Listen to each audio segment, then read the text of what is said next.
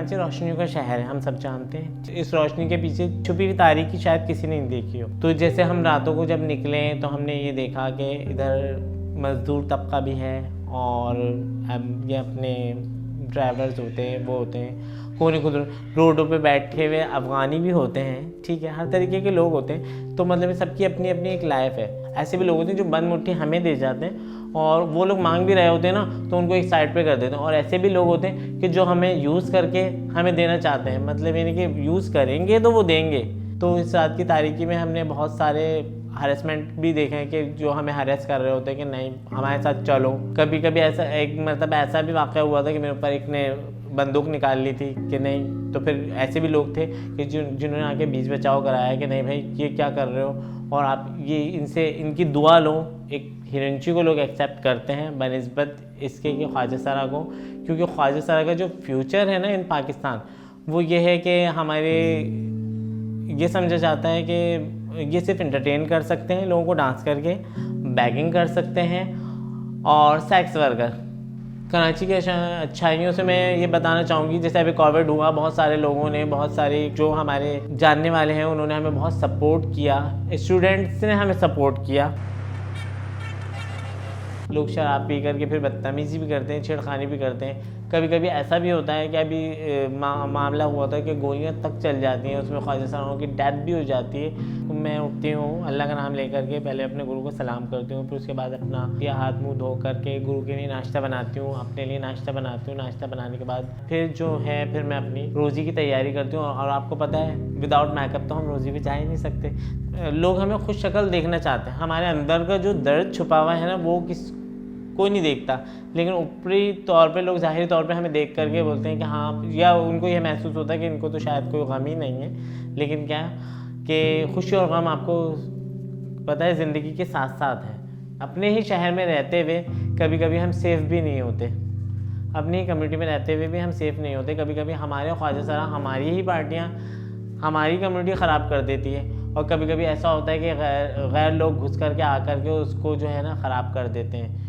तो मतलब यानी कि पॉजिटिव पॉइंट्स भी हैं और नेगेटिव भी हैं। लेकिन कराची से मोहब्बत प्यार और खुलूस मिला, उसमें हमें अच्छे लोग भी मिले कि जो हमारे मसाइल को सुनना चाहते हैं, समझना चाहते हैं और उनको हल करना चाहते हैं। रातों में जब हम बाहर निकलते हैं तो वहाँ पर हम देखते हैं रेस्टोरेंट्स हैं, शादियाँ हो रही हैं, शादी हॉल में जाते हैं, लोग अपनी खुशियों में हमें शरीक करते हैं। आपके घर में अगर कोई ऐसा बच्चा हो तो प्लीज़ पहले उसको एक्सेप्टेंस दें, प्लीज़ अपने बच्चों की सलाहियतों को पहचानें। इस शहर में अभी एक NGO सेक्टर है जो हमें फ़ैशन डिज़ाइनिंग का कोर्स करवा रहा है। फिर मैंने ये नहीं समझ लिया, मैंने अपनी टाइमिंग अभी तक ज़िंदगी जो जितने भी साल थे वो मैंने डांसिंग बैगिंग को दे दिए। मैं ये चाहती हूँ कि अब कुछ चेंज आए, तो एक फ़र्द के उससे चेंज आएगा तो शायद मैं हो सकता है कोई इस माशरे में की नुमाइंदगी कर सकूँ और मैं चेंज ला सकूँ, इस रोशनियों के शहर में एक चिराग जला सकूँ। जैसा कि पाकिस्तान एक अजीम मुल्क है और उसका अजीम शहर है कराची।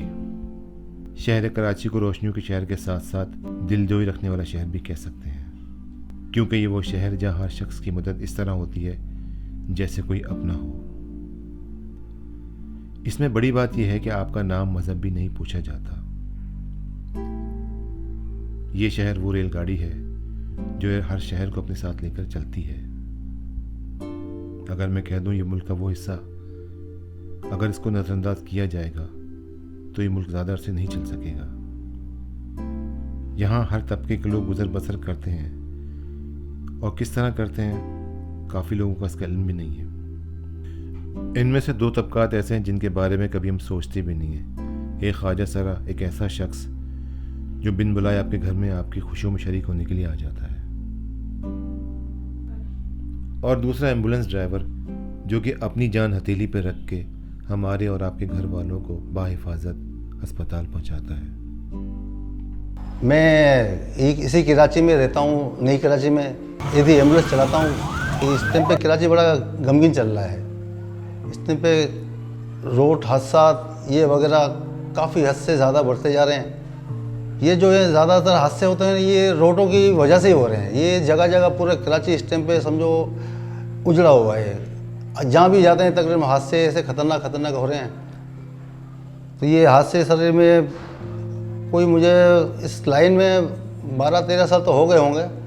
ये ज़्यादातर ये कि जो शुरुआत हुई है वो बम धमाकों में हुई। शुरुआत में जो डेड बॉडी जो उठाई हैं वो ऐसी थी कि मेरी भी हालत ना बता है कि मैं बिगड़ गई थी। ये मस्कन है, यहाँ पर एक धमाका हुआ। अभी सही मैंने पता नहीं है सर के उसका, मुझे भी इल्म नहीं है क्योंकि हम लोग तो अपने काम में मसरूफ रहते हैं, देखते नहीं हैं। अब कोई कहता है सिलेंडर है, कोई बोलता है कि बम था। और अल्लाह बेहतर जाने, बहरहाल शदीद धमाका था कि 2 रोड क्रॉस करके सामने फ्लेडों की खिड़कियों के अंदर उसके शीशे गए हैं। और काफ़ी एक रोड तो फिर समझो कबाड़ा हो गया, जो नीचे गाड़ियाँ खड़ी हुई थी काफ़ी उनको एक नुकसान पहुँचा, समझे ना। और इसी तरीके से एक हाईवे पे भी एक ख़तरनाक हादसा हुआ। एक ट्राले वाले ने के 3-4 गाड़ियों को रौंद डाला, उसमें आदमी कोई नहीं बचा। बात होगा तो हम डेड बॉडी ऐसी खतरनाक उठाते हैं कि लोग है ना उसको देख के ना उसकी कभी छूट जाती है। कराची की ज़िंदगी सर इस टाइम पे बहुत मुश्किल है। महंगाई तो पूरे पाकिस्तान में है, लेकिन इसके कराची के तो आप यकीन करेंगे, हम लोग रात को कहीं अगर किसी मरीज़ को उठाने जाते हैं किसी इलाके में ना, तो ऐसी गलियाँ साफ़ सुथरी हैं, लेकिन उधर आपका गटर का पानी आपको मिलेगा, आपका सीवेज का मतलब सीवेज का पानी वगैरह ये, और काफ़ी एक गलियाँ उजड़ी इसमें। कहीं हमने एक सुना था बड़ा ख़तरनाक हादसा हुआ है, तो वहाँ पे पहुँचने के लिए रोड तो बड़ा जाम था, तो मुझे एक फुटपाथ नज़र आया, एक जगह से चढ़ गई फुटपाथ पे गाड़ी, तो मैंने गाड़ी को अपना के टेढ़ी होके जाके तो फटाफट जगह पे पहुँचा। और एक 2 मरीज के आरटी कहते हैं हमारे ज़ख्मी में, तो उसको एक फटाफट उसको बस ही पहुँचाया। एक वाक़या बड़ा प्यारा है, एक मरीज़न थी, उसको मैं 16 नंबर का कराची कार्डियो वहाँ लेके गया, नॉर्थ कराची से उठाया थी और वहाँ लेकर गया। वहाँ गई, कुछ सांसें थी, फिर इसके बाद और डॉक्टरों ने मतलब कि जवाब दिया कुछ देर के बाद कि भाई ये इनका ना इंतकाल हो गया। भाई बनाया कि भाई क्या करना क्या नहीं, एक प्रोग्राम बनाया क्या करना क्या नहीं। एक कह रहा है कि भाई आप सख्त खाने ले जाते हैं, और एक कह रहा है कि भाई इसको ना पहले घर ले जाएंगे। तो इन्होंने तकरार हो रही थी बस। अब कुदरती बात है कि सख्त खाने के वालों को कम थे, मतलब वो ज़्यादा कहने वाले कि घर ले जाओ, तो हम उसको घर लेके गए। घर लेके जा रहे थे, घर में लेके गए तो ना उसकी ना सांसें चलना शुरू हो गई। अब फिर उसको वापस लेके गाड़ी में डाला और फिर भागे, लेकिन कराची गाड़ी लेके नहीं गए और दूसरे अस्पताल में, करीबी अस्पताल लेके गए। तो बहरहाल वहाँ पे थे कि फिर मैं ज़्यादा देता नहीं, लेकिन ये मैंने सुना कि उनके ना वही सांसें चल रही हैं, अभी चल रही है। मैंने कहा अल्लाह शुक्रिया, खूब करिश्मा है मालिक का कि यार मैं तो इस तो तमाम काम तमाम हो गया, तो इसको अगर मैं घर लेके नहीं जाता और सख्त खाने में ले जाता तो इतना टाइम तो नहीं था।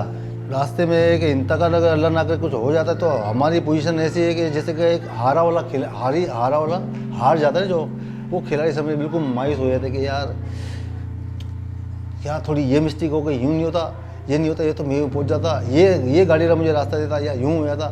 बहरहाल अफसोस होता है हमको।